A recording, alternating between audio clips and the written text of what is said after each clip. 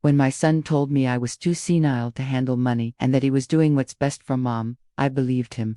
After all, I was just a 72-year-old widow who'd never balanced a checkbook. Right, wrong. 3 weeks later, I was sitting in a detective's office watching security footage of my own son forging my signature.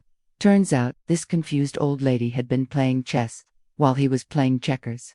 I'm about to tell you how I went from nearly losing my home to securing every dollar within 90 days, and trust me, the ending will leave you speechless. My name is Ruth, and 6 months ago I thought my biggest problem was learning how to use Netflix without my husband Charlie. He'd passed suddenly from a heart attack, leaving me alone in our little house in Ohio after 48 years of marriage.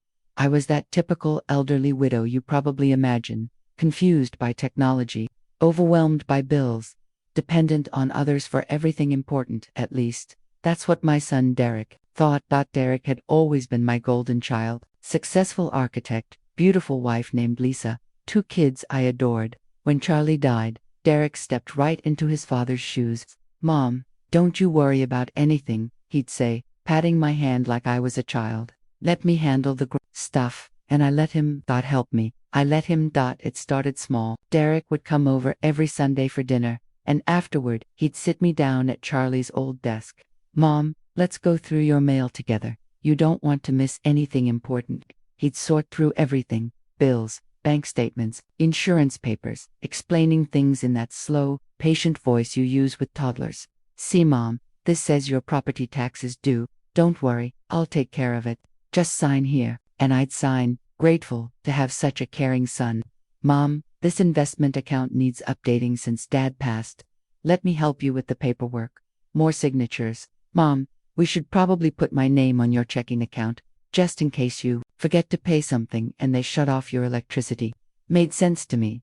Looking back, I can see exactly how he did it. Every signature, every document, every helpful suggestion was moving pieces on a chessboard. I didn't even know we were playing. The wake-up call came on a Tuesday morning in November. I was trying to buy groceries when my card got declined. Embarrassing enough when you're 72 and holding up the line. But the balance on the receipt said $127. I'd had over $3,000 in that account just the week before. I called Derek in a panic. "Honey, something's wrong with my bank account. The machine says I only have $127, but that can't be right." His voice was so calm, so reassuring. "Oh, Mom, I moved most of your money to a safer account. Don't you remember? We talked about this. Your memory has been getting a little fuzzy lately." My memory? I'd never had memory problems in my life. I still remembered the phone number from my childhood home, but Derek sounded so certain, and I'd been feeling overwhelmed since Charlie died. Maybe I was forgetting things. "But Derek, I need money for groceries, for my medications." "Don't worry, Mom, I'll transfer some money back, but we really need to talk about your living situation. This big house is too much for you to handle alone." That conversation happened on a Tuesday. By Friday, Derek had a stack of brochures for assisted living facilities spread across my kitchen table. "Look how nice these places are, Mom. Meals provided, activities, people your own age to talk to. You'd love it." I stared at the glossy photos of elderly people playing bingo and felt something cold settle in my stomach. "Derek, I don't want to leave my home. Your father and I built our life here." "Mom, be reasonable. You can't take care of this place anymore. And honestly, with your memory issues getting worse, it's just not safe." Memory issues. There was that phrase again. What if I hired someone to help me, a housekeeper or a nurse? Derek's face hardened slightly. "Mom, that's incredibly expensive. Do you have any idea what Dad left you?" "It's not as much as you think. These care facilities are much more affordable." I felt like I was drowning. Charlie had always handled our finances, but I knew we were comfortable. We'd paid off the house, had good insurance, decent savings. How could money suddenly be such a problem? That night, I did something I hadn't done since I was a teenager, sneaking out to meet boys. I lied to my son. "Derek, you're right. Maybe I should start looking at these places. But I'd like to get all of Dad's financial papers organized first." You know how he was with his filing system. Derek looked relieved. "That's very mature of you, Mom. I'll come by this weekend and we can go through everything together." "Oh, that's not necessary, honey. I know where everything is. Besides, it might be good for me to do it myself. You know, for closure. The moment Derek left, I went straight to Charlie's home office. I'd avoided that room since he died. It still smelled like his cologne and coffee, but suddenly, needed to understand what was happening to my life. Charlie had been meticulous about record keeping. Every bank statement, every investment account, every insurance policy was filed in perfect chronological order. What I found made my hands shake so badly I had to sit down. Charlie hadn't left me struggling financially, he'd left me rich. The life insurance alone was $800,000. There were investment accounts totaling another $1,200,000, pension payments that should have been coming to me monthly. The house was paid off and worth at least $300,000 in today's market. I wasn't looking at the finances of a woman who needed to sell her home and move into subsidized senior housing. I was looking at the finances of a millionaire. So where was my money? I spent the next 3 days going through every document in that office. What I discovered was a masterpiece of manipulation and fraud that would have impressed the most skilled con artist. Derek hadn't been helping me with my finances. He'd been systematically stealing from me. The investment accounts, transferred to his name using forged power of attorney documents. The insurance money, deposited into a joint account that he'd slowly drained.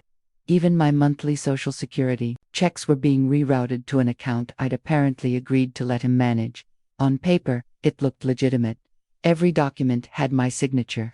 Every transfer had been properly notarized. If anyone investigated, it would appear that I'd willingly handed over my entire financial life to my son. Except, I remembered something Derek didn't know. I remembered that Charlie had a security system installed in his office after our house was broken into 5 years ago. A tiny camera hidden behind his books that recorded everything happening at his desk. Charlie had never gotten around to canceling the service, and I'd been too grief-stricken to deal with it, which meant there were recordings of every time Derek had sat me down to help with paperwork. My hands were shaking as I called the security company and asked them to send me copies of all recordings from the past 6 months. What they sent me was enough to put Derek in prison for the rest of his life. Video after video of him placing documents in front of me while I was clearly distressed and grieving.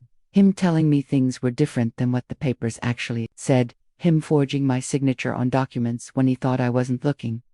In one particularly damning video, I watched him practice copying my signature while I was in the kitchen making coffee. The final straw was a recording from just the week before, where Derek was on the phone in Charlie's office while he thought I was napping.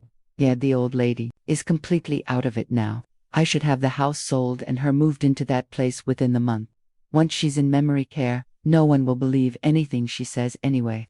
Memory care. He was planning to have me declared mentally incompetent. I sat in that office surrounded by evidence of my son's betrayal and felt something I hadn't felt since I was a young woman. Pure, white-hot rage. But I also felt something else. For the first time in 6 months, I felt smart, capable, dangerous. Derek had made one crucial mistake. He'd assumed that because I was old and had always depended on Charlie, I was helpless.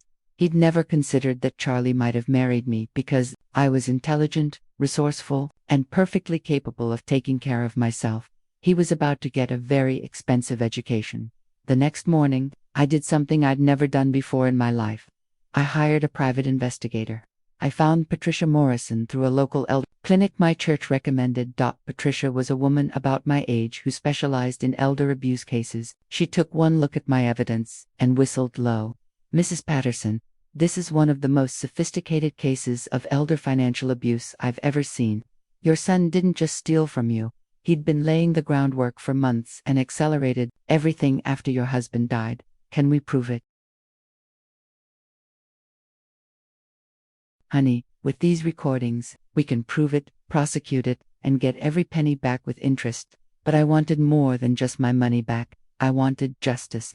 And I wanted Derek to understand exactly who he'd tried to steal from." But connected me with a criminal lawyer who specialized in financial fraud. Within 48 hours, we'd filed a police report and obtained a restraining order, freezing all of Derek's assets. The best part, Derek had no idea what was coming. He showed up for our usual Sunday dinner, acting like nothing had changed, carrying brochures for 3 different assisted living facilities. "Mom, I've scheduled tours for this week.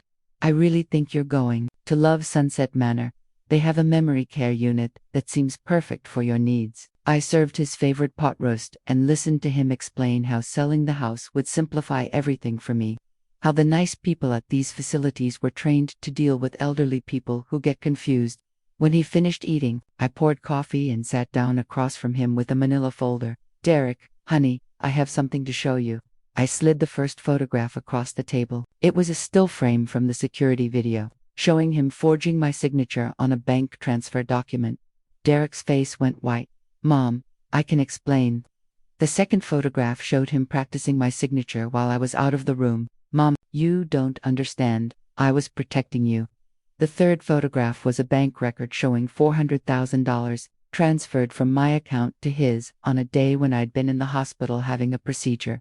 Derek stood up so fast his chair fell over. Who gave you these? Someone is taking advantage of you, Mom. Your memory. My memory is just fine. Derek, I opened the folder completely and spread out copies of every forged document, every fraudulent transfer, every lie he'd told me for 6 months. Sit down, son. Something in my voice made him sink back into his chair. Derek, do you remember what your father did for a living before he retired? He was an accountant, a forensic accountant, Derek, for the FBI. Do you really think a man who spent 30 years investigating financial crimes wouldn't have taught his wife a few things about protecting her money? He taught me to keep duplicate statements, to track inconsistencies, and to never sign without reading. Those lessons helped me spot your lies the moment I opened Dad's files. The color drained completely from Derek's face. Your father knew exactly what kind of person you were.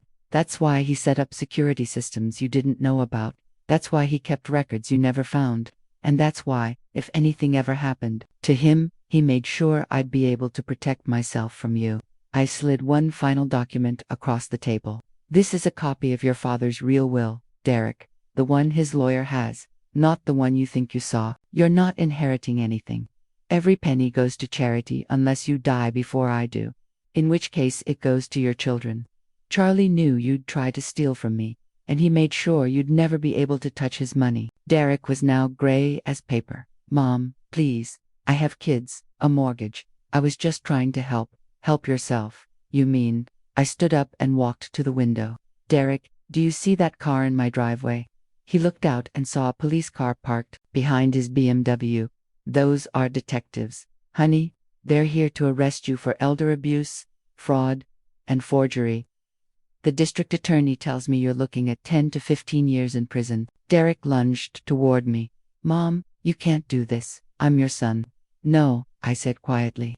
My son would never have tried to steal from his grieving mother and have her declared mentally incompetent. My son would never have planned to warehouse me in a nursing home so he could steal my house. I don't know who you are, but you're not my son. The detectives knocked on the door then, and I let them in. As they handcuffed Derek. He was crying and begging. Mom, please, think about the grandkids. Think about Lisa. You're destroying the whole family. I watched them lead him away and felt nothing but a cold satisfaction that it took 3 months to get all my money back, plus damages. Derek had spent a lot of it, but he'd also hidden quite a bit, thinking he was clever. The private investigator tracked down every penny. Lisa divorced him before the trial even started. Smart woman, she brought my grandchildren to visit me every week and never once tried to guilt me about Derek's situation. In the end, Derek pled guilty to avoid a longer sentence. He got 8 years in federal prison and owes me $2,300,000 in restitution that he'll probably never be able to pay. But here's the thing. I learned through all of this. I wasn't the confused, helpless old woman Derek thought I was. I never had been. I've just been grieving and overwhelmed, and I'd let someone I trusted take advantage of that vulnerability. Now, I've started a foundation that helps elderly people who are being financially abused by family members. I've testified before state legislatures about strengthening elder abuse laws. I've helped dozens of other seniors recover money stolen by their own children. Last month, Derek wrote me a letter from prison. He wants to apologize. He wants me to visit. He wants his mother back. I wrote him back exactly 2 words. Too late. The saddest part isn't that my son tried to steal from me. The saddest part is that he threw away his mother for money he was never going to get anyway. But I learned something valuable. Being old doesn't mean being helpless. Being a widow doesn't mean being defenseless. And being someone's mother doesn't mean letting them destroy you. At 72 years old, I'm stronger, smarter, and more independent than I've ever been in my life. And if Derek had bothered to really know his mother, instead of just seeing a convenient victim, he might have realized that before it was too late. Thanks for listening to my story, everyone. If this resonated with you, please share it with someone who might need to hear it. And remember, it's never too late to fight back. Hit that subscribe button if you want to hear more stories like this, and I'll see you in the next video.